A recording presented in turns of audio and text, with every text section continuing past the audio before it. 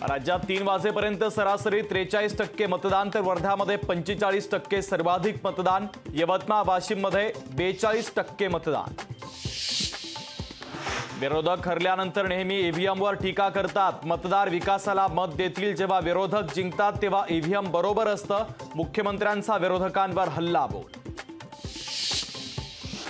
ठाण्यामध्ये दादोजी कोंडदेव स्टेडियममध्ये EVM machine धुळकात। स्टेडियमच्या खोलीत बंद लिफाफे आढळले। जितेंद्र आव्हाडांचा गंभीर आरोप। पवार साहेब छोटे मोठे नाही मोठे वसतात। सोडून गेलेल्या नेत्यांना पवार साहेब राजकीयदृष्ट्या चितपट करणार।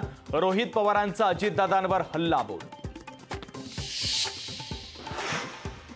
राष्ट्रवादी शरदचंद्र पवार पक्षाचे नेते अभिजित पाटलांना मोठा धक्का। विठ्ठल सहकारी साखर कारखान्यावर जप्तीची कारवाई। थकीत कर्ज प्रकरणी बँकेची कारवाई।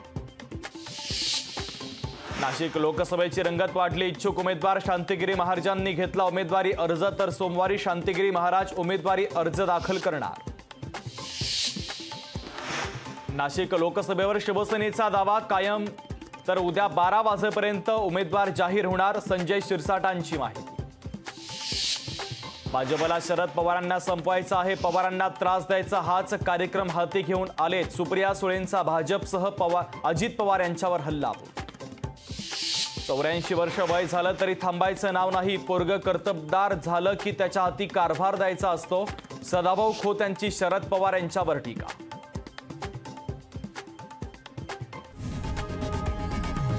लोकशाही मराठी ऐका, पहा, जागरूक रहा।